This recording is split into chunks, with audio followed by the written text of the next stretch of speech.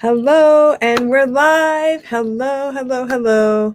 Hello, those who are in the chat box. Thank you for coming. Rebecca was first. Hello, Rebecca. Thank you for coming. I don't know if you're qualified for the busiest online teacher friend. I don't know. She's done 1 Bling, 3 Vipkid trials, and I know sometimes on Saturdays she has even the out school classes. I don't know what your schedule is like today, but keep in mind also at 11 o'clock Eastern Standard Time, Casey has an out school collaboration with teachers that talk about out school on Saturday. So if you're around, you can listen to that. I'm not sure if I'm going to be able to participate or not. I have kind of a busy morning. Welcome to my channel. My name is Cindy, and thank you for all of you who come and support my channel by being in the chat box. There are a lot of people who also watch my videos during the week. Thank you so much for those who go back and watch the videos. I usually try to start with a VIP Kid update. And so my schedule is doing well, basically the same. This was the first week of the new schedule where we teach an hour later. I know for some people that's kind of hard because we have kids that we're working with at home. And so doing it an hour later is kind of cuts into the schedule that we've got for school at home with the kids. But for me, it feels good not to have to get up at like 4:30 or 5:30 even. I've been starting out at 6:30 a.m. and then like during my classes, the sun comes up. So I feel a little bit better than just teaching in the dark for a couple of hours. So I've been getting about 5 classes per day, and I am taking Friday night, Saturday nights, and I'm taking off Sunday mornings. So I'm sort of cutting down a little bit on those. So last night I had one. I have a few regulars that I'm going to have to kind of like, finally stop accepting the priority bookings or whatever they call it. Yeah, priority bookings.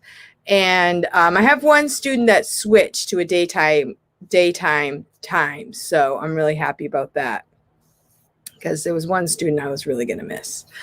And so, yeah, so I kind of have a hard time in the evenings. Like I figure I'm home, why not teach a couple classes? But when the evening time comes, I'm like, why did I open this class? And then I kind of regret it. So I decided unless I really, really need the money or something, I won't do those evening hours because I'm just too tired. And so hello everyone. So also for VIP Kid, this Friday at 10 o'clock Eastern Standard Time, I do have a meetup for, I called it the knitting or the knitters social circle, but it's really open to anyone, if whatever you're doing for crafts. I don't care. But, we'll kind of talk about knitting. If you want to know something, like if you have a question about something that you're knitting or a pattern or anything about knitting, go ahead and ask. If you have other questions, feel free to ask, but I don't know if I'll be able to help or not. I feel the same way about evenings. I have a Gogokid class last night, and I'm sad about it. No more. I closed all evening slots. Yeah, it just gets hard because, we do have regular life, right? So if you want to go to your app on your phone, you can find the meetups by going to the app and then click on account, right? And the meetups are on here. I think those are the ones that you have like signed up for and that you're going to be doing. And I have the meetup virtual VIP Kid Knitters Sewing Social Circle, I called it. If you want to sign up for one, you can go to Eventbrite and you can type in VIP Kid events, virtual events, and you can find it that way. Or you can also go through the portal through the browser, and you can go to the portal and you can find it under meetups there or events, community, whatever it is. So there's a couple different ways you can find it. If you can't find it, message me and I can help you out with that. So far, my maximum was 30 people. I think that might be the maximum. No, I don't think it is. I think that's my maximum because I figured 30 is a lot to handle. Last time I did 30 and 15 people showed up. And so this time we have 21 signed up. So we have 9 more slots. So if you signed up and you can't make it, and I have like all 30 slots, if you signed up and you really can't make it, let me know, and then I can see if I can add another person, just in case somebody wants to come and they can't. Because like last time I filled up all the slots, but then only half the people showed up, which was fine because 15 people was a really good number, especially for my first time doing the knitting meetup. It was really, really fun to meet everyone, to see what everyone was doing. The hardest part for me is making sure that everybody has a chance to talk if they want to, and that kind of thing. So that's probably, a learning curve being a moderator for something like that. But Lisa says she's bummed that she has a conflict with the meetup. Oh, now that the time changed. Oh, no.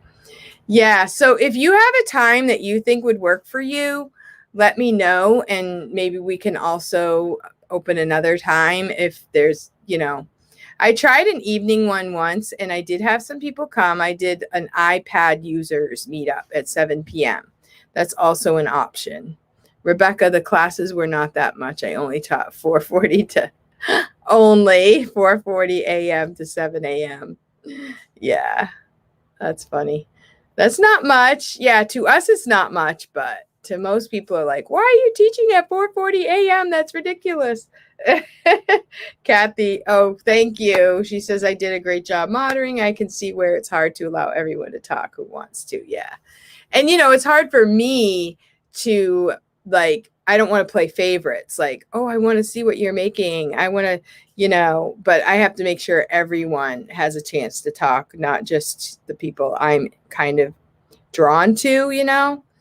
I just love people. Like, everybody has a story, and it's just so awesome getting to know people. I love the VIP Kid meetups. I've been to a few different ones. I'd like to do more, but I'm doing a lot of things too, so it's hard to fit everything in.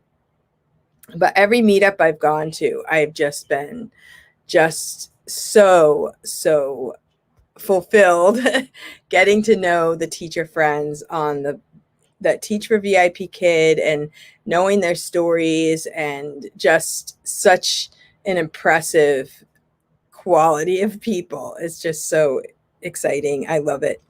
And so the other thing is I also teach for Gogokid. I am, a Gogokid. I don't know what you call it. I'm signed up to teach for Gogokid, but I haven't really opened a lot of slots because Gogokid, it's a kind of the same thing. If you're new, you don't get booked and all that. And I am getting booked for VIP Kid. But if I wasn't, I would definitely switch to Gogokid right away. The classes that I taught through them, I really loved it.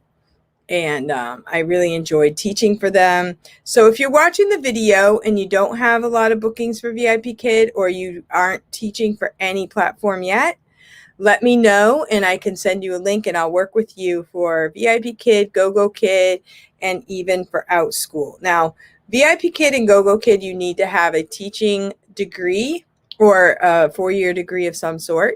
And then you have to have a TESOL, which you can get through International Open Academy. You can get through them for other platforms other than VIP Kid. If you try out for VIP Kid, they have their own, which is nice. And I love the training for VIP Kid. It's excellent. The training for Gogokid is really good as well. I went through a lot of their videos as well. It's quite similar, but a little bit different in the way they do the platform. But Gogokid has a new thing right now. They have a $300 new teacher incentive. And what you do is you sign up, and then if you have so many slots open for a month, whether you get booked or not, if you have those slots open, then you can qualify for that $300. And it says it's open for March and April. So that's a really great incentive to apply for Gogokid. Now, if like for me, I applied for Gogokid and I thought, oh, I'm going to try for that incentive, but you have to have all of the slots open and there's no guarantee that you're going to get booked. So if you're new, it's perfect.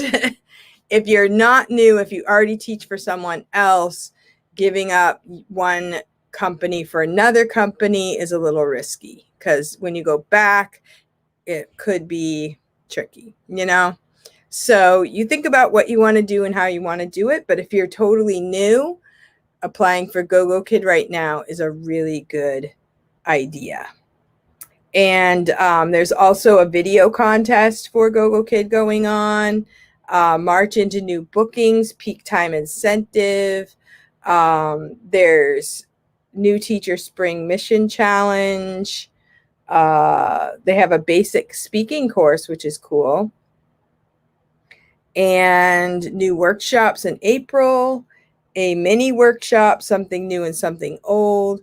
And so they usually send out a report once a week. And so I just thought I would give a few updates on that. And my friend Kelly Tag, she's also on YouTube and she does a Tuesday update, like for OutSchool. What does she do? Vipkid, Gogokid, and OutSchool. So you could check out her channel as well. So she has a lot of updates. So yeah, so I'm just going to be doing my knitting meetup once a month for now. And I might do an iPad meetup as well at some point. And my OutSchool is going really well. I'm enjoying it. I am actually doing teaching bread making. I'm teaching knitting, finger knitting. I'm doing a new piano course. So I have a piano course on there. And let's see, what else do I have? Oh, a math class. Yeah. So this morning in a little while, I'm going to be not as long as normal because I have a class today at 10 and I have a first grade math and baby animals class. And I have a few different sections for that. And my sections aren't completely booked. Like, you know, I'm hearing some people, you know, the people are just like swarming into their classes. I'm opening classes, getting bookings, but I'm still a work in progress. But this month will be my highest month pay-wise for OutSchool, which is good. So every month I've gone up and I'm trying new things, trying to be more professional with the thumbnails. I'm trying to, I would like to make classes that kind of relate to each other, maybe in the same age groups kind of thing. My baking classes are more for like ages 9 to 13, I think I have on there. But I was thinking of maybe even trying opening it up for younger kids because younger kids could also make bread with their parents' help. So I might try that as well. So I think the key with OutSchool is really trying to find your niche, as they say, and sort of build on the classes. I like to teach everything. So I try a little this, try a little that. It seems like my home ec classes have, when you go to OutSchool, you can go to your name and you can look at your classes and the parents can go through and they can heart different classes. So you can go through there and you can say which ones are people thinking they're cool. And so it looks like my knitting and my cooking ones get the most attention for the hearts.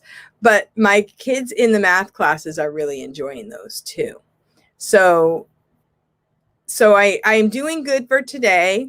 And so I just need to look at what I'm going to be doing for the future. How am I going to kind of figure my way? So in the course of a day, you don't want to be juggling so many things that it gets ridiculous, right?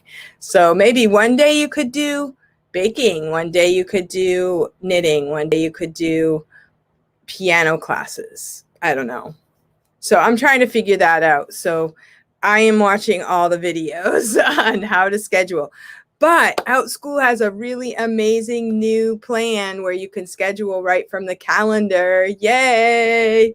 Yeah, that was a really great thing to see because I was always having to open my calendar on one device, schedule my class on the other device, go back and forth, and try and figure out what's going to work. And, it was just kind of hard to do that. So I think it's really awesome that we can schedule right from the calendar now.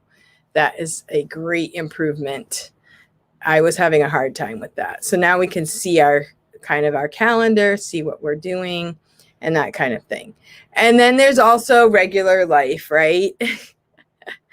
So I'm wearing this sweater because this is a really cool, I did not make this. This is a cool homemade knitted sweater that was given to my daughter, who was given to my daughter from someone who actually went to Norway. She knew that my daughter was Norwegian, so she gave it to my daughter, which was kind of big for her, so she gave it to me. And she knows I love knitted stuff. And I just love it because it looks pretty and it's knitted and everything. And I wanted to show this. These are my treasures. I met a lady I've known through Facebook. I have a group of local community people on a Facebook group. And I've spoken to her many times, but I never met her in person. And yeah, hello, Stephanie. Hello, Casey. Thank you guys for coming. And so she actually has sheep, and she shears her own sheep, and she actually made this yarn herself. And she's probably around my age. I didn't ask her how old she was, but she's around my age, and she did this all by herself, I was so impressed. So I bought some of her own yarn, and I'm planning on making a hat. So I'm thinking if it comes out good, I might make something like that for Christmas gifts. We'll see. I have an idea of what I want it to look like. Rebecca, thank you. I love your spring border and background. Thank you so much.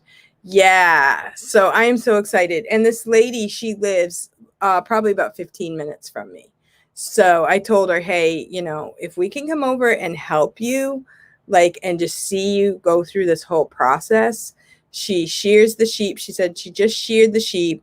You have to put it out on this rack, and you have to wash it, and then you spin it into wool. I went into her house. She had weaving looms and everything. She's an amazing person. So I'm like, I need to be your friend. She might be watching this video. I don't know. We'll see.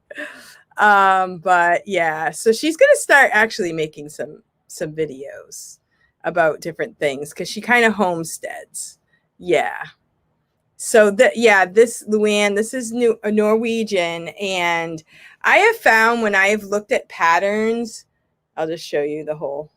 I lost a button, which is kind of a bummer because these are really nice buttons.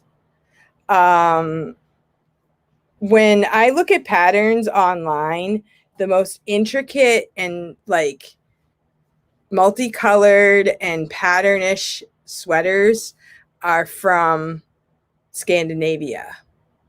It seems to me. I'll go on. If you knit at all, there's a website called Ravelry.com, and you can go on there. You sign in. It's kind of like a Facebook for knitters, I call it. And you can look for patterns. You can look at patterns. You can ask about friends. You can make friends on there. You can like other people's projects. And there's a lot you can do on there. And when I go and look at patterns and I find them that are oh, that is so beautiful, it looks really difficult. It's usually a Scandinavian one.